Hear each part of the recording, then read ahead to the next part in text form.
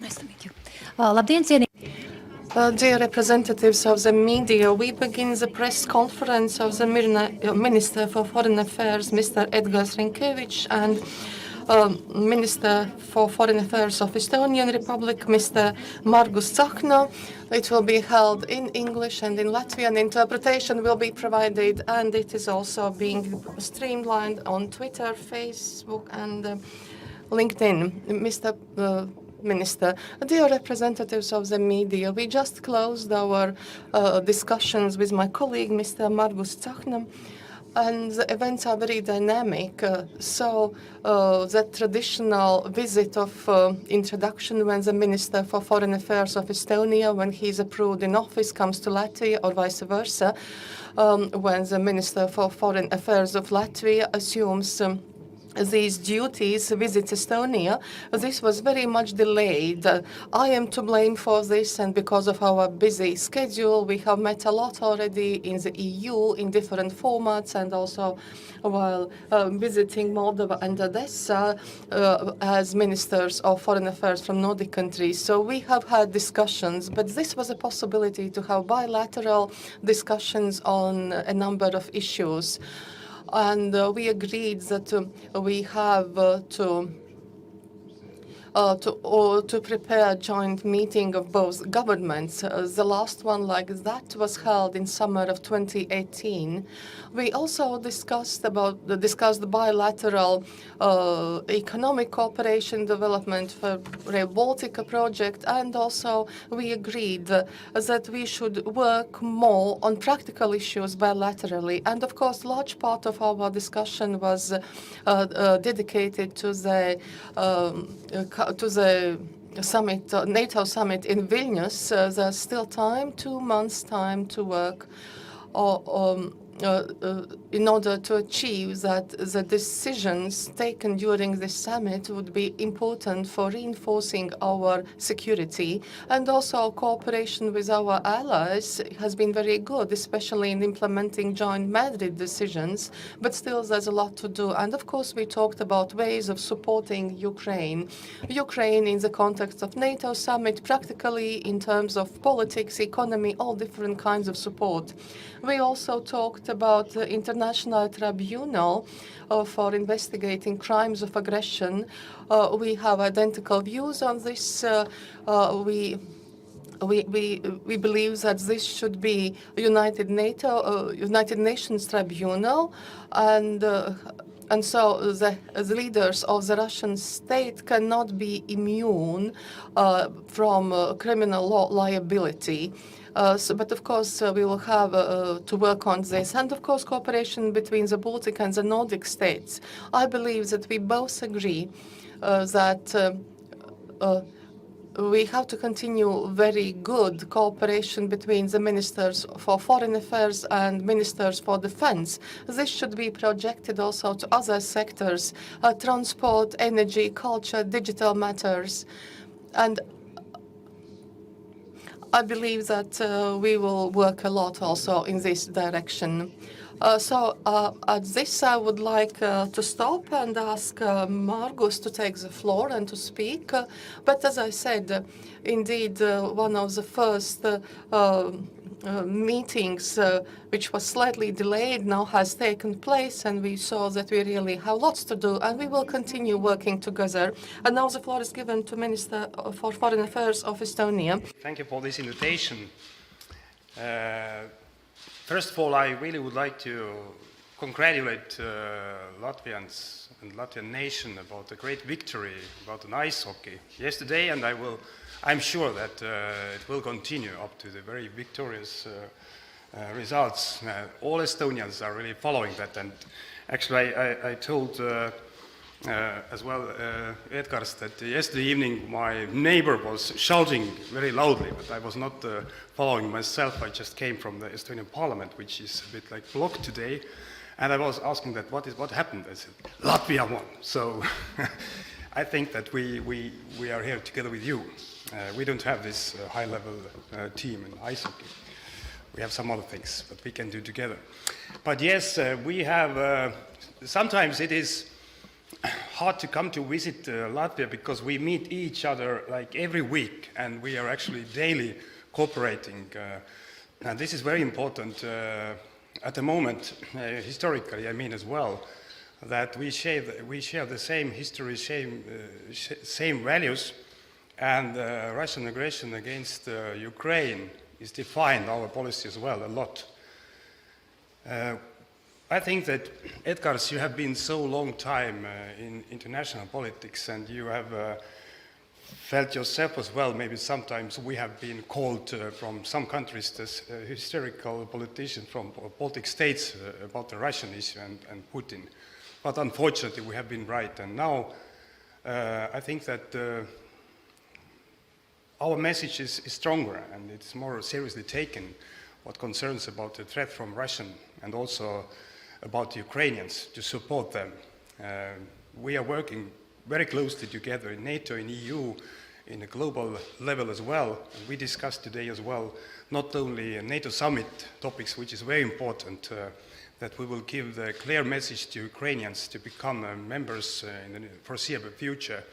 Also, not only about the EU initiative about 1 million rounds ammunition, what we are working together, 11th sanction package, what we discussed as well, and but also the international tribunal about aggression crimes. It is very, very important for us as Russian neighboring countries and the countries and nations who rely on the international law to re-establish this violation of international law about aggression.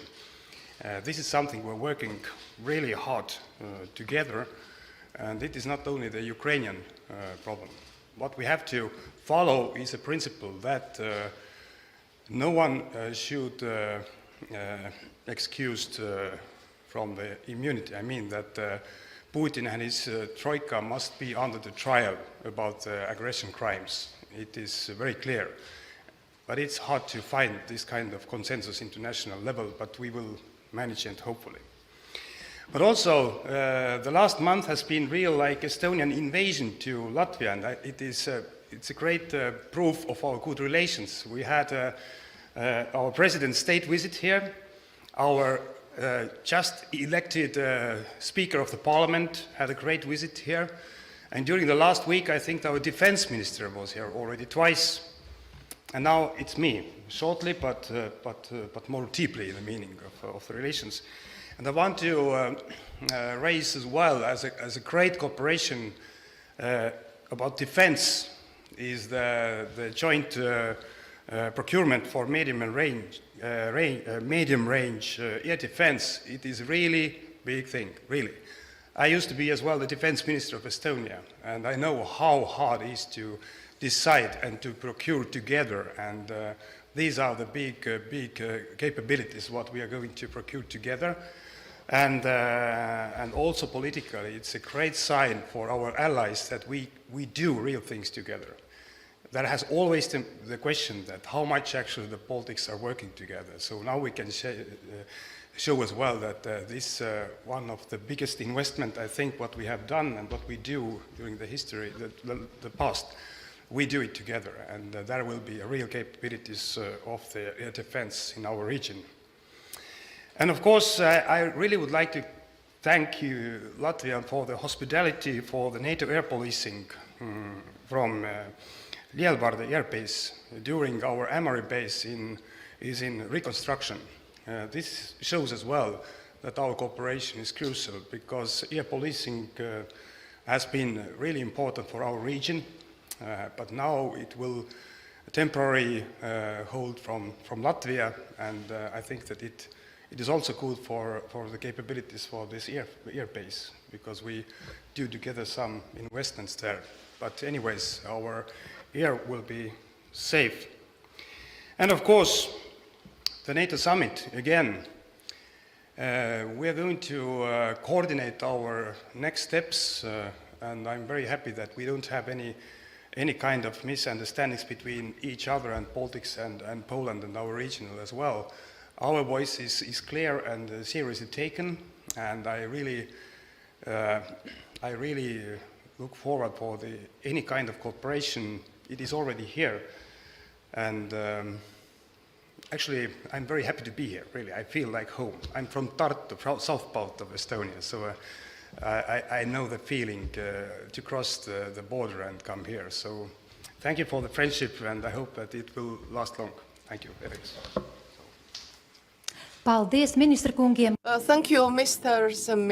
And now we have time for questions. You can put your questions in English or in Latvian, but please use the microphone and please introduce yourself.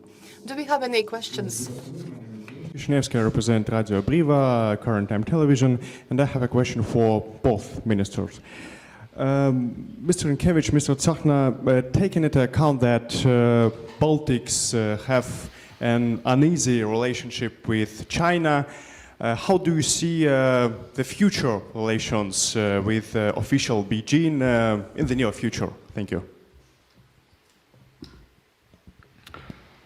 Well, I think that at least I see relations with People's Republic of China and Beijing in the near future or in the not so distant future in the same way as we have it now. We do have bilateral relations. From time to time we have some discussions about some issues. Sometimes we have some discussions about international law and sovereignty. I think we have cleared that one. So from that point of view, we will continue as it stands. Thank you. As you know, Estonia has left this cooperation frame of 14+1, but we haven't witnessed any kind of changes about the relations on a practical level. And of course, as Minister noticed as well, there are different tests or how to say, some kind of communication errors, I call them, but we cannot just follow them very emotionally. We must be very pragmatical. The second thing is that we have to understand that China has a huge influence economically all over the world, globally, and also in the EU. We are not so much dependent economically from China as a country, but also we must understand that China very often use these economical relations as well politically. So we must understand how the world is looking like now and how will it look like after the Russian aggression to Ukraine. And we have to know exactly where are our values and who are our real partners in this divided world. But I think that we don't have to change anything in our political decisions because we have already these positions clear. So we are following all plans, what we have made, and we stand for the values. And I think as a whole that the value-based policies nowadays more pragmatical as it was maybe like 10 years or 15 years ago. And in such a position, we have very strong understanding what we want to achieve. And we have had this kind of discussions as well on EU level and also globally, because China is a big power in the world. But the question, as I mentioned as well, is that what are the goals and what are the values they are following? Thank you. Paldies, ministra kungi. Thank you, Ministers. Any other questions? If we have no more questions, then we end the press conference and we wish you a nice day. Thank you.